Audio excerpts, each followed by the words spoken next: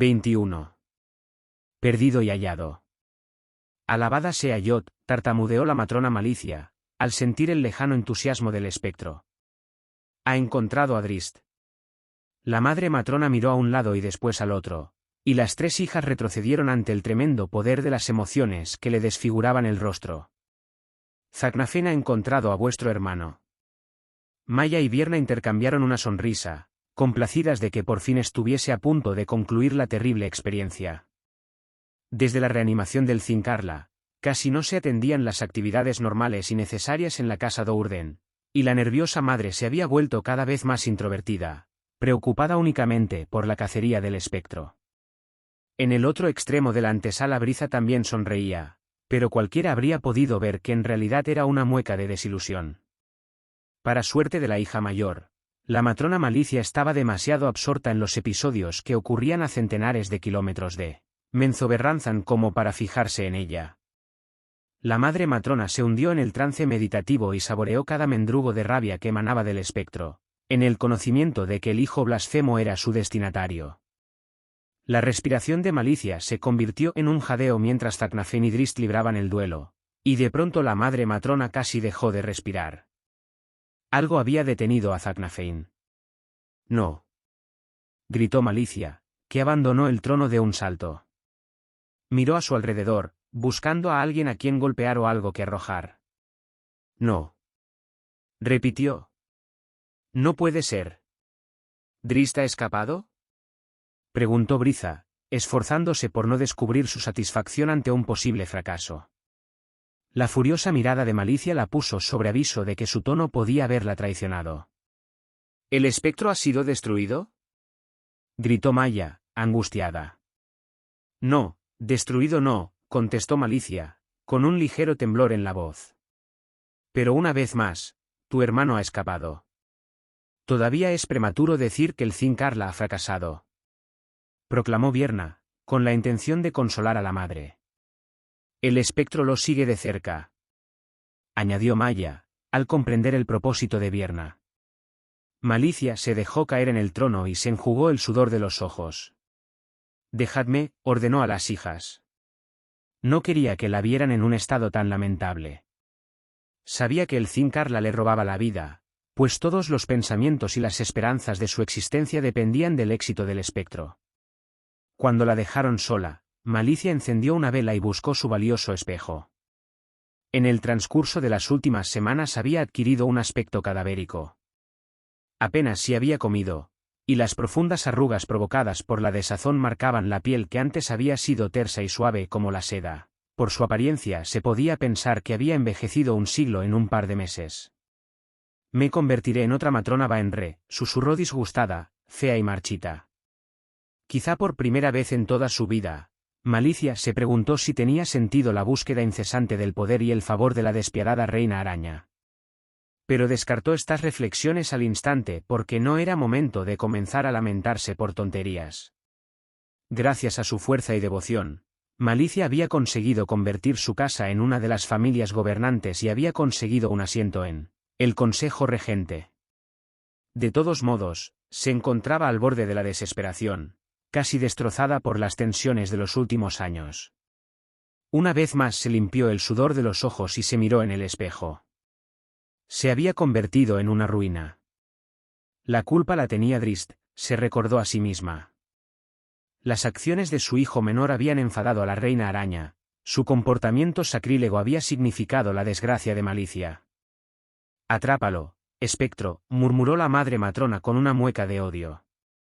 En aquel momento, no pensaba en el futuro que podía depararle la reina araña. Más que ninguna otra cosa en el mundo, la matrona Malicia Dourden quería ver muerto a Drizzt. Corrieron a ciegas por los enrevesados túneles, confiados en que no encontrarían más monstruos que les cortaran el paso. Con un peligro tan real a sus espaldas, los tres compañeros no podían permitirse las precauciones habituales. Pasaron las horas sin que dejaran de correr. Belluar, más viejo que sus amigos y obligado por sus cortas piernas a dar 2 pasos por cada uno de Drizzt y 3 por uno de Clack, se cansó primero, pero esto no demoró al grupo. Clack cargó a hombros con el capataz y prosiguieron la marcha. No sabían cuántos kilómetros habían recorrido cuando por fin hicieron una primera parada para descansar. Drizzt, silencioso y melancólico durante toda la carrera, se apostó en la entrada de la pequeña cueva que había escogido como refugio. Al ver el profundo dolor de su amigo, Belvoir se acercó para consolarlo. ¿No era lo que esperabas, elfo oscuro?, le preguntó el capataz con voz suave. No obtuvo respuesta, pero consciente de que Drizzt necesitaba desahogarse, Belvoir insistió: ¿conocías al Drow de la caverna? ¿Creías que era tu padre? Drizzt miró furioso al Svirfnebli, y al cabo de un segundo suavizó su expresión al comprender la preocupación de Belvoir. Zaknafein, explicó Drizzt. Zaknafein Do'Urden, mi padre y maestro. Fue él quien me enseñó todo lo que sé de esgrima y de la vida. Zaknafein fue mi único amigo en Menzoberranzan, el único Drow que compartió mis creencias. Intentó matarte, afirmó Belvoir, sin más. Drizzt torció el gesto, y el capataz se apresuró a ofrecerle una pequeña esperanza. Quizá no te reconoció. Él era mi padre, repitió Drizzt, mi compañero más íntimo durante 2 décadas. Entonces, ¿por qué, elfo oscuro? Aquel no era Zaknafein, replicó Drizzt. Zaknafein está muerto, mi madre lo dio en sacrificio a la reina araña. Magga Cammara, susurró Belvoir, horrorizado por la revelación referente a los padres de Drizzt. La franqueza con que el joven había explicado el espantoso crimen llevó al capataz a creer que el sacrificio de Malicia no era algo poco habitual en la ciudad Drow. Un escalofrío sacudió al enano, pero dominó la repulsión por el bien del amigo atormentado. Todavía no sé qué monstruo ha reencarnado la matrona Malicia en el cuerpo de Zaknafein, prosiguió Drizzt, sin fijarse en la incomodidad de su amigo. En cualquier caso, es un guerrero formidable, comentó el enano. Esto era exactamente lo que preocupaba a Drizzt. El Drow contra el que había luchado en la caverna de los desolladores tenía la precisión y el estilo inconfundible de Zaknafein Do'Urden. Racionalmente, Drizzt podía negar que Zaknafein hubiese sido capaz de atacarlo, pero en el fondo de su corazón sabía que aquel monstruo era su padre. ¿Cómo acabó?, preguntó Drizzt después de una larga pausa. Belvoir lo miró intrigado. La pelea, añadió Drizzt. Solo recuerdo la aparición del desollador. El Svirfnebli encogió los hombros y miró en dirección a Clack. Pregúntale a él, contestó el capataz. Una pared de piedra apareció de pronto entre tú y el enemigo, pero no me preguntes cómo llegó hasta allí. Clack escuchó la conversación de los compañeros y se acercó. Yo la puse allí, dijo, con la voz todavía bien clara. ¿Utilizando los poderes de los Pecs?, inquirió Belvoir. El enano conocía las habilidades de los Pecs con la piedra, aunque no con suficiente detalle para comprender del todo lo que había hecho Clack. Somos una raza pacífica, manifestó Clack, convencido de que tal vez esta era la última oportunidad para hablarle a los amigos de cómo era su gente. Por ahora mantenía la personalidad Pec, pero ya comenzaba a notar que los instintos básicos de los Seogarfio implantados por el hechizo polimórfico volvían, por sus fueros. Nuestro único deseo es trabajar la piedra. Es nuestro único objetivo en la vida. Y esta simbiosis con la tierra viene acompañada de un cierto poder. Las piedras nos hablan y nos ayudan en el trabajo. Como el elemental terrestre que una vez lanzaste contra mí, le recordó Drizzt a Belvoir, con gesto severo. El enano rió avergonzado. No, dijo Clack, dispuesto a no desviarse del tema. Los enanos de las profundidades también pueden utilizar los poderes de la tierra, aunque su relación es diferente. El amor que los Svirfneblis sienten por la tierra es solo una de sus varias definiciones de la felicidad. Clack desvió la mirada y observó la pared de piedra. Los Pecs somos hermanos de la tierra. Nos ayudamos como una muestra de cariño. Hablas de la tierra como si fuese un ser vivo, comentó Drizzt, no en un tono de burla sino de curiosidad. Lo es, elfo oscuro, intervino Belvoir, imaginándose cómo debía de ser Clack antes de su encuentro con el mago, para aquellos que pueden escucharla. Clack movió el enorme pico para expresar su asentimiento. Los Svirfneblis pueden oír el canto lejano de la tierra, dijo. Los Pecs hablamos con ella directamente. Todo esto sobrepasaba la capacidad de comprensión de Drizzt. No dudaba de la sinceridad de las palabras de los compañeros, pero los elfos oscuros no tenían una relación con las piedras de la antípoda oscura equiparable a la de los Svirfneblis y Pex. En cualquier caso, si Drizzt necesitaba alguna prueba de lo dicho por Belwar y Clack, no tenía más que recordar la batalla contra el elemental terrestre invocado por el capataz, o imaginar la pared que había surgido de la nada para impedir el paso a sus enemigos en la caverna de los desolladores. ¿Qué te dicen ahora las piedras?, le preguntó Drizzt a Clack. ¿Hemos dejado atrás a nuestros perseguidores? Clack se acercó a la pared y apoyó una oreja contra la piedra. Las palabras suenan confusas, respondió, con un tono quejumbroso. Los compañeros comprendieron lo que aquello significaba. La tierra hablaba con la claridad de siempre, era el oído de Clack el que perdía capacidad ante el inminente retorno del Oseogarfio. No escucho ruidos de persecución, añadió Clack, pero no puedo confiar en mis oídos. De pronto soltó un gruñido y se retiró al extremo más apartado de la cueva. Drizzt y Belwar intercambiaron una mirada de preocupación y después lo siguieron. ¿Qué ocurre?, se atrevió a preguntarle el enano al Oseogarfio, aunque sabía la respuesta. Me hundo, contestó Clack, y el chirrido en su voz acentuó la verdad del hecho. En la caverna de los desolladores, era Peck más Peck que nunca en toda mi vida. Era Peck total. Era la tierra. El Oseogarfio advirtió que Belwar y Drizzt no le comprendían. La pared, intentó explicar Clack. Crear una pared como aquella es algo que solo un grupo de Pecks ancianos puede conseguir, trabajando unidos a lo largo de un ritual muy complejo. Clack hizo una pausa y sacudió la cabeza violentamente como si quisiera arrojar fuera la personalidad del Oseogarfio. Golpeó la pared con una de sus garras y se forzó a continuar, fui capaz de hacerlo solo. Me convertí en piedra y no tuve más que levantar una mano para cerrar el paso a los enemigos de Drizzt. Y ahora lo pierdes, dijo el Drow con suavidad. El Peck se pierde otra vez, sepultado por los instintos del Oseogarfio. Clack desvió la mirada y golpeó la pared como única respuesta. El gesto le dio un poco de consuelo, y lo repitió una y otra vez, en una cadencia, como si así pudiese conservar algo de su auténtica personalidad. Drizzt y Belwar salieron de la cueva y esperaron en el túnel para que el gigante pudiese estar solo. Al cabo de un rato, notaron que había cesado el golpeteo, y Clack asomó la cabeza, con los ojos anegados por el llanto. Sus palabras balbucientes estremecieron a los compañeros porque no podían negar su razón ni su deseo. Por favor, matadme. Quinta parte. Espíritu. El espíritu no se puede aplastar ni destruir. Una víctima en las garras de la desesperación puede sentir lo contrario, y desde luego al amo de la víctima le gustaría creer que es así. Pero lo cierto es que el espíritu permanece, algunas veces enterrado pero nunca eliminado del todo. Este es el falso supuesto del Zincarla y el peligro de semejante animación emocional. He llegado a saber que las sacerdotisas lo consideran el mayor regalo que puede ofrecer la reina araña, la deidad que adoran los Drows. Opino lo contrario.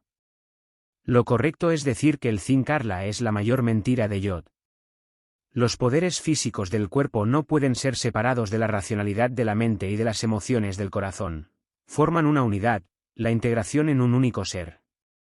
Es en la armonía de estas tres cosas, mente, cuerpo y corazón, en donde encontramos al espíritu. ¿Cuántos tiranos lo han intentado? ¿Cuántos gobernantes han pretendido reducir a sus súbditos a meros instrumentos para su beneficio personal? Roban el amor y las creencias de su gente.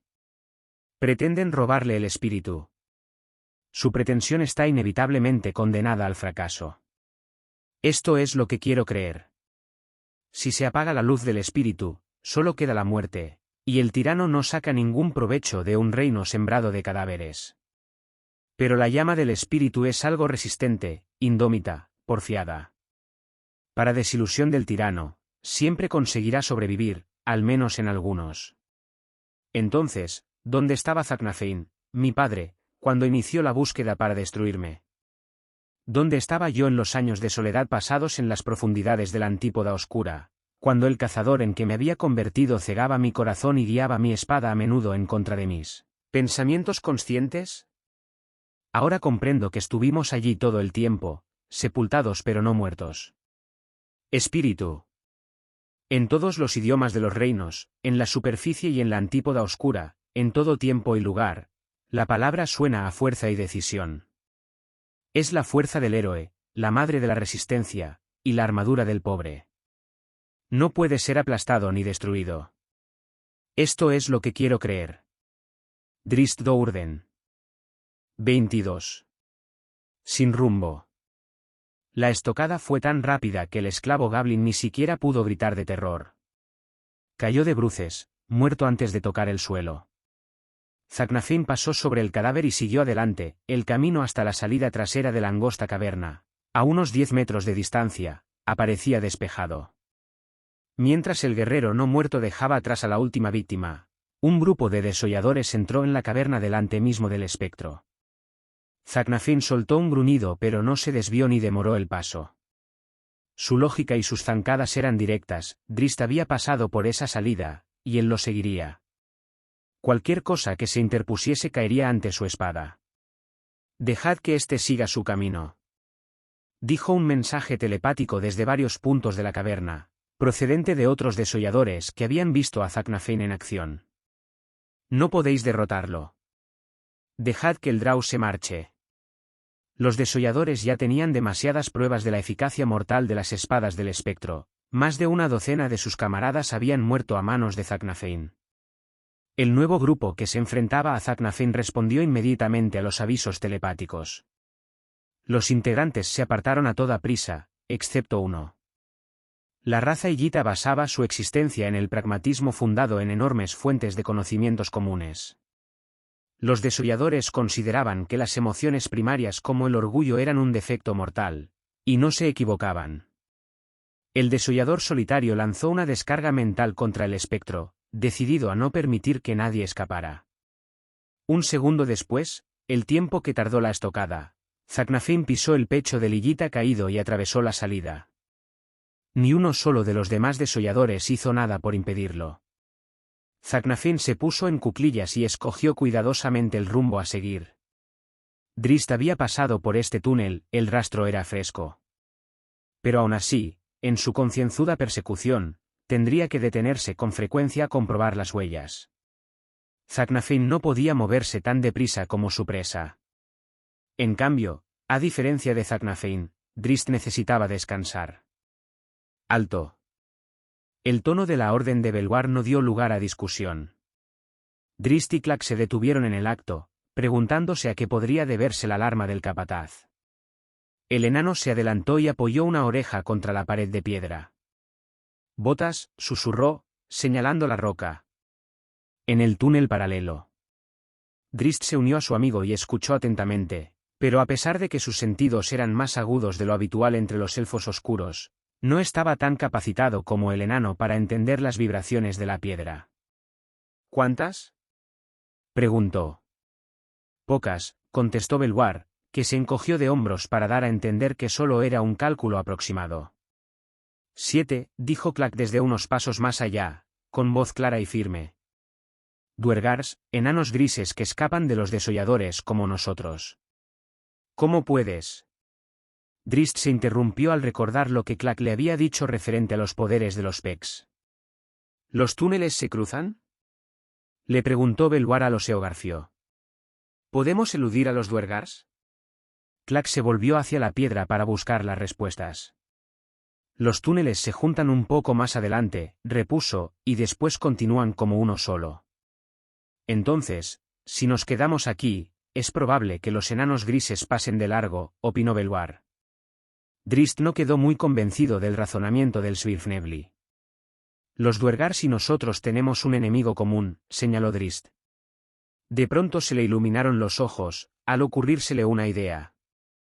¿No podríamos ser aliados? Si bien a menudo los Duergars y los Draus viajan juntos, los enanos grises no suelen aliarse con los Svirfneblis, le recordó Belwar. Y creo que tampoco con los Oseogarfios. Esta situación no tiene nada de normal, se apresuró a decir el elfo. Si los Duergars escapan de los desolladores, entonces es probable que estén mal equipados y desarmados. Quizás agradecerían formar una alianza, para beneficio de los dos grupos. No creo que se muestren tan amistosos como piensas, manifestó Belvoir con un tono sarcástico, aunque reconozco que no es fácil defenderse en este túnel angosto, más apropiado para el tamaño de un duergar que para las espadas de hoja larga de los Draus o de los brazos, todavía más largos de un oseogarfio. Si los duergars retroceden cuando lleguen al cruce, tendríamos que pelear en un terreno favorable para ellos. Entonces vayamos al lugar donde se cruzan los túneles, propuso Drist, y veamos qué pasa. Los tres compañeros no tardaron en llegar a una pequeña caverna ovalada. Otro túnel, el que recorrían los enanos grises, desembocaba casi unido al de los compañeros, y un tercer pasadizo se abría al final del recinto. Los amigos atravesaron la caverna y buscaron la protección de las sombras del túnel más lejano mientras el ruido de las botas sonaba cada vez más cerca. Al cabo de unos instantes, los 7 duergars entraron en la cámara oval. Tenían un aspecto lamentable, tal como había sospechado el elfo oscuro, pero no iban desarmados. 3 llevaban garrotes, 2 esgrimían espadas, otro una daga, y el último 2 grandes piedras. Drist contuvo a sus amigos y salió al encuentro de los extraños. Si bien ninguna de las dos razas sentía mucho aprecio por la otra, los Draus y los duergars a menudo formaban alianzas para beneficio mutuo. Drist pensó que las conversaciones serían más fáciles si actuaba solo. La súbita aparición sorprendió a los cansados enanos grises. Corrieron frenéticos de un lado para otro, preocupados solo en formar una línea de defensa. Esgrimieron las espadas y los garrotes, y el duergar de las piedras levantó un brazo, listo para arrojar el proyectil. «Salud, duergars», dijo Drist, con la esperanza de que los enanos grises comprendieran la lengua Drau. Sus manos descansaban en las empuñaduras de las cimitarras envainadas, sabía que podía desenfundarlas con tiempo de sobra si era necesario. «¿Quién eres tú?», preguntó uno de los duergars armado con espada en un lenguaje Drau vacilante pero comprensible. «Un refugiado como vosotros», contestó Drist, «que escapa de los malvados desolladores mentales». «Entonces sabes que tenemos prisa», gruñó el enano. «Apártate de nuestro camino». «Te ofrezco una alianza», dijo Drist, sin moverse. «Sin duda cuantos más seamos, mejor podremos defendernos cuando lleguen los desolladores». «Uno más no significa gran cosa», replicó el duergar, obcecado. Detrás de él, el enano de las piedras balanceó el brazo en un gesto de amenaza. «Pero 3 hacen una diferencia», comentó Drist sin perder la calma. «¿Tienes amigos?», preguntó el duergar, en un tono más conciliador. Miró en todas direcciones, preocupado por la posibilidad de una emboscada. «¿Son Draus?». «No», respondió Drist. «Lo he visto», gritó alguien del grupo, en lengua Drau, antes de que Drist pudiese añadir más detalles. Escapó acompañado del monstruo con pico y el Svirfnebli. Un enano de las profundidades. El líder de los duergars escupió a los pies de Drist. Ese no es amigo de los duergars ni de los Draus. Drist no habría tenido ningún inconveniente en aceptar el fracaso de la oferta, y que cada uno siguiese su camino en paz. Pero los enanos grises estaban dispuestos a hacer honor a su bien merecida fama de belicosos y poco inteligentes. Con los desolladores a la zaga, lo que menos necesitaba este grupo de duergars era buscarse más enemigos. Una roca voló en dirección a la cabeza de Drist. Se alzó una cimitarra y la desvió de la trayectoria. «Bibrib», gritó el capataz en el túnel. Belvoir y Clack aparecieron a la carrera, sin sorprenderse por el súbito cambio de la situación. En la Academia Drau, Drist, como todos los elfos oscuros, había pasado meses estudiando el comportamiento y las técnicas de combate de los enanos grises. Aquella preparación lo salvó ahora, porque fue el primero en pasar a la ofensiva. Con un hechizo sencillo envolvió a los 7 oponentes en las inofensivas llamas del fuego fatuo. Casi al mismo tiempo, 3 enanos desaparecieron de la vista, gracias a sus talentos innatos para la invisibilidad. Sin embargo, las llamas púrpuras marcaban las siluetas de los duergars invisibles. Una segunda roca atravesó el espacio para estrellarse contra el pecho de Clack. El monstruo acorazado habría sonreído ante el ridículo ataque si los picos le hubiesen permitido hacerlo, y Clack continuó su carga en línea recta contra los enanos. El lanzador de la piedra y el poseedor de la daga se apartaron a toda prisa porque no tenían armas capaces de detener al gigante. Como había otros enemigos más a mano, Clack los dejó ir. La pareja rodeó la caverna y fue en busca de Belvoir, convencidos de que sería un rival menos difícil. El golpe de la mano pica detuvo bruscamente la arremetida. El duergar desarmado se lanzó hacia adelante en un intento por sujetar el brazo antes de que pudiese iniciar el revés. Belvoir previó el intento y atacó con la mano martillo, golpeando al enano gris en pleno rostro. Volaron chispas, los huesos se quebraron, y ardió la piel gris. El duergar dio un salto y se retorció, desesperado, con las manos en la cara destrozada. El enano de la daga perdió todo el entusiasmo. Los duergars invisibles buscaron a Drizzt. Gracias a las llamas púrpura, Drizzt podía ver los movimientos de estos dos que llevaban espadas. Pero Drizzt se encontraba en una clara desventaja, pues no alcanzaba a distinguir las fintas y las estocadas. Retrocedió para separarse de sus compañeros. Presintió un ataque y movió una cimitarra para parar el golpe. Sonrió satisfecho cuando oyó el ruido de los aceros. El enano gris se hizo visible por un instante, para mostrarle al Drow su perversa sonrisa, y desapareció otra vez. ¿Cuántas más crees que podrás detener?, le preguntó el otro duergar invisible, en tono de mofa. Más de las que tú crees, replicó Drizzt, y entonces fue su turno para sonreír. Lanzó un globo de oscuridad que envolvió a los tres combatientes, con lo que privó a los duergars de su ventaja. En el furor de la batalla, los instintos del Oseogarfio dominaron totalmente a Clack. El gigante no comprendía el significado de la aureola púrpura que marcaba el tercer duergar invisible, y por lo tanto cargó contra los otros dos enanos grises armados con garrotes. Antes de que el Oseogarfio pudiese alcanzarlos, un garrote le golpeó la rodilla, y el duergar invisible rió satisfecho. Los otros dos comenzaron a esfumarse, pero Clack no les prestó atención. El bastón invisible descargó un segundo golpe, esta vez en el muslo. Poseído por los instintos de una raza poco dada a las sutilezas, el Oseogarfio aulló y se dejó caer para enterrar las llamas púrpuras bajo su enorme pecho. Clack utilizó el torso como un martillo hasta que se convenció de que había aplastado al enemigo invisible.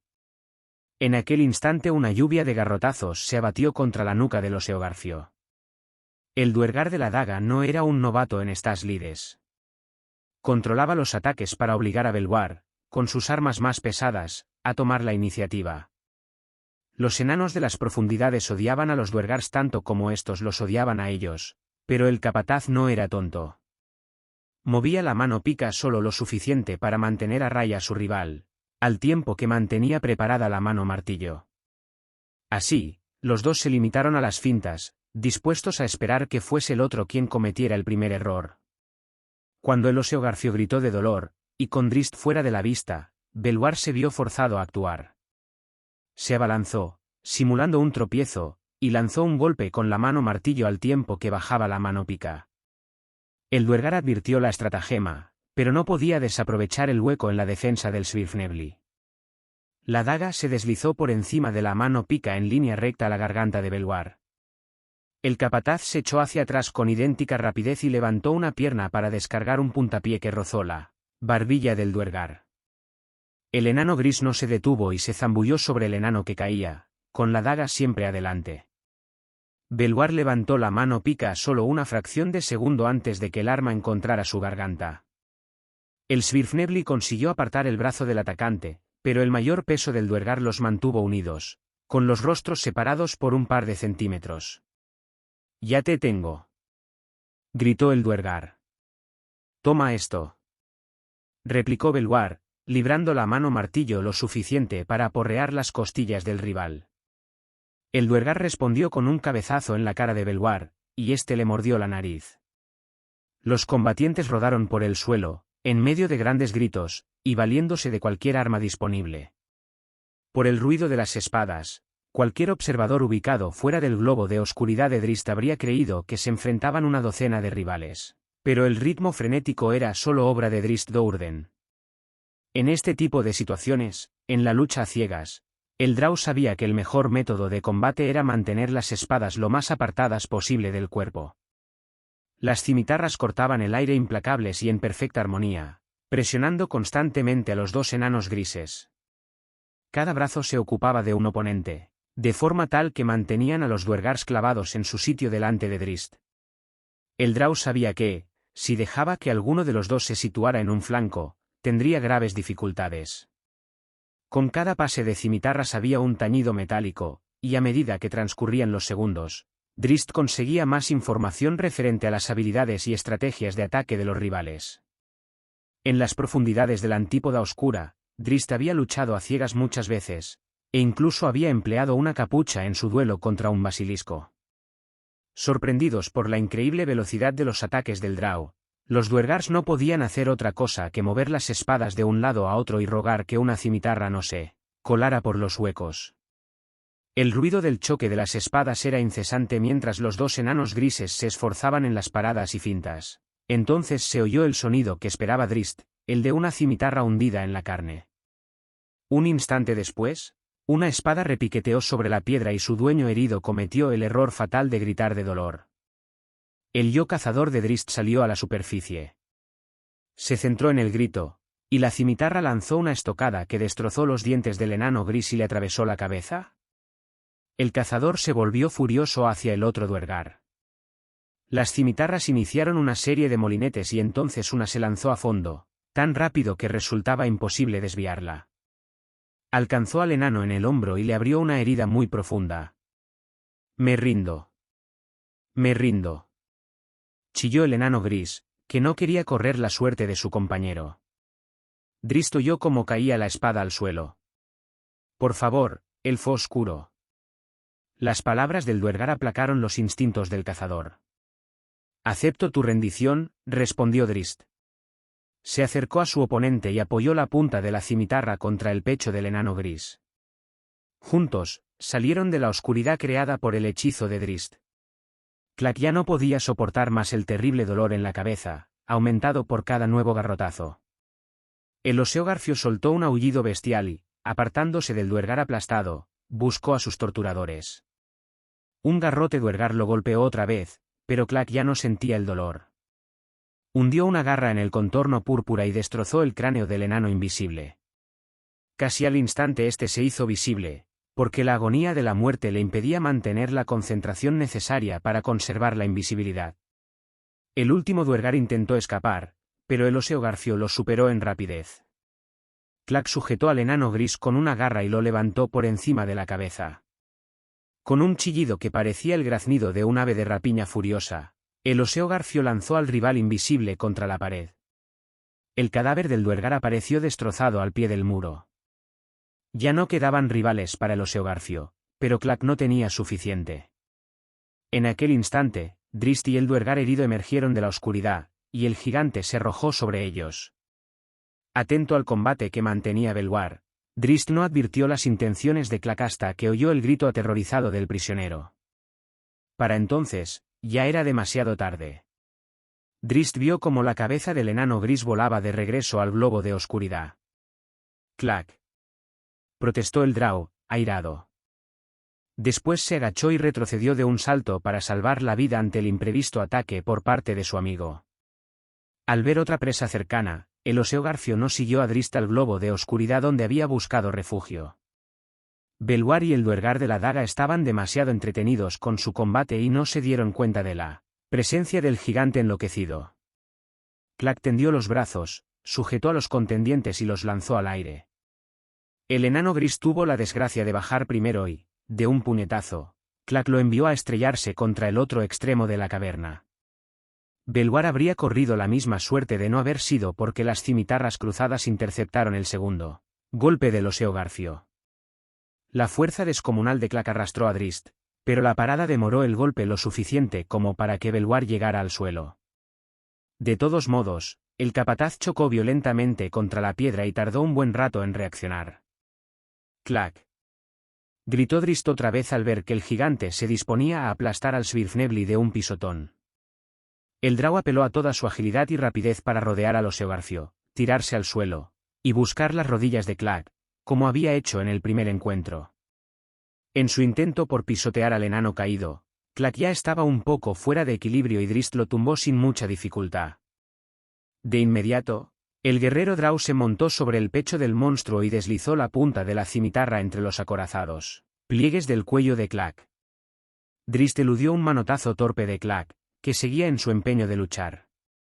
El Drow odiaba lo que tenía que hacer, pero entonces el Oseogarfio se serenó de pronto y le dirigió una mirada comprensiva. «Hazlo», gimió. Drizzt, horrorizado, buscó el apoyo de Belwar. El capataz, ya recuperado, miró en otra dirección. «¿Clack?», le preguntó el Drow al Oseogarfio. «¿Vuelves a ser Clack?». El monstruo vaciló, después movió el pico para sentir. Drizzt se apartó y contempló la carnicería en la caverna. «Salgamos de aquí», dijo. Clack permaneció tendido unos segundos más, con los pensamientos puestos en las graves implicaciones del retraso de su muerte. Con el final de la batalla, la personalidad del Oseogarfio había pasado otra vez a segundo plano. Pero Clack sabía que los instintos salvajes lo acechaban, apenas debajo del nivel consciente, a la espera de una nueva oportunidad de hacerse con el control total de su mente. ¿Hasta cuándo podría su lado Peck resistir el avance de la bestia? El Oseogarfio descargó un puñetazo contra la piedra, un golpe tan poderoso que abrió grietas en todo el suelo de la caverna.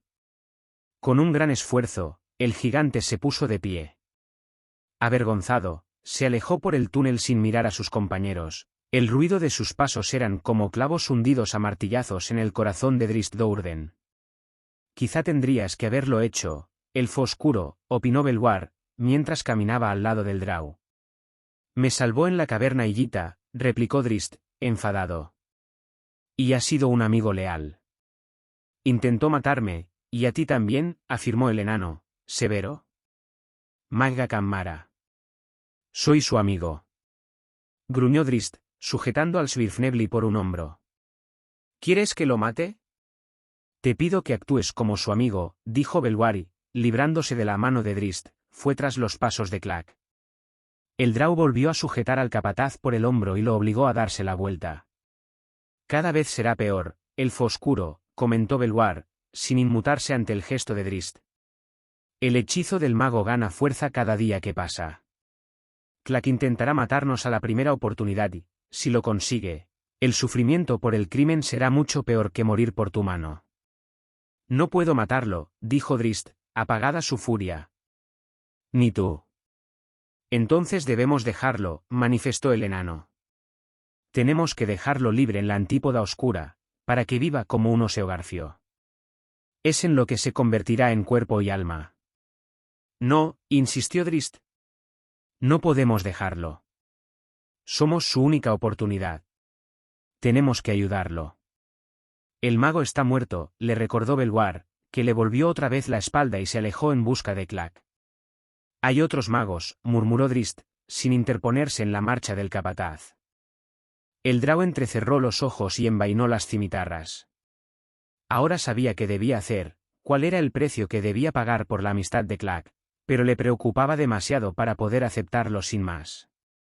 Desde luego que había otros magos en la antípoda oscura, aunque no era fácil encontrarlos por casualidad, y los hechiceros capaces de eliminar el encantamiento polimórfico de Clack debían de ser todavía más escasos. No obstante, sabía dónde dar con ellos. La idea de regresar a su tierra natal acosó a Drizzt con cada paso que él y sus compañeros dieron aquel día. Después de haber conocido las consecuencias de la decisión de abandonar Menzoberranzan, Drizzt no quería volver a ver aquel lugar nunca más, no quería ver el mundo oscuro que lo había maldecido. Pero si ahora escogía no regresar, Drizzt sabía que no tardaría en ser testigo de algo más perverso que Menzoberranzan. Vería a Clack, un amigo que lo había salvado de una muerte segura, convertido del todo en un Oseogarfio. Belwar había sugerido abandonar a Clack, y esta opción parecía preferible a la batalla que tendrían que sostener si se encontraban cerca de Clack cuando se completara la transformación. Sin embargo, aun en el caso de que Clack estuviese lejos, Drizzt sabía que sería testigo del cambio. Sus pensamientos permanecerían fijos en Clack, el amigo abandonado, por el resto de su vida, un sufrimiento más para el atormentado Drow. Drizzt no podía pensar en nada peor que ver Menzoberranzan o tener que tratar otra vez con la gente de su raza. De haber tenido elección, habría preferido morir antes que regresar a la ciudad Drow, pero las cosas no eran tan sencillas. Había en juego algo más que las preferencias personales de Drizzt. Había basado su vida en unos principios, y ahora sus convicciones exigían lealtad. Exigían que pusiese las necesidades de Clack por encima de las suyas, porque Clack era su amigo y porque el concepto de amistad superaba los deseos personales. Más tarde, cuando los amigos acamparon para tener unas horas de descanso, Belwar se dio cuenta del conflicto que afligía al Drow. El Svirfnebli dejó a Clack, que se entretenía machacando la pared de piedra, y se acercó a Drizzt. ¿En qué piensas, elfo oscuro?, preguntó Belwar, curioso. Drizzt, demasiado afligido por el tumulto emocional, no miró al capataz. Mi ciudad se enorgullece de su escuela de magos, respondió el Drow con tono firme. Al principio el Svirfnebli no comprendió a qué se refería Drizzt, pero al ver que el Drow miraba a Clack, entendió las implicaciones de la escueta respuesta. ¿Menzoberranzan?, inquirió el enano. ¿Serías capaz de regresar allí, confiando en que algún mago Drow se apiade de nuestro amigo Peck? Pienso regresar únicamente porque no hay otra posibilidad para Clack, afirmó Drizzt, enfadado. Entonces no hay ninguna oportunidad para Clack, dijo Belwar. Maga Cammara, elfo oscuro. Menzoberranzan no te recibirá con los brazos abiertos. Quizá tu pesimismo está justificado, dijo Drizzt. Estoy de acuerdo en que los elfos oscuros no son dados a la compasión, pero puede haber otras opciones. Quieren tu cabeza, afirmó Belwar. Su tono reflejaba la esperanza de que la respuesta fuera suficiente para hacer entrar en razón al compañero. Solo la matrona Malicia, manifestó Drizzt.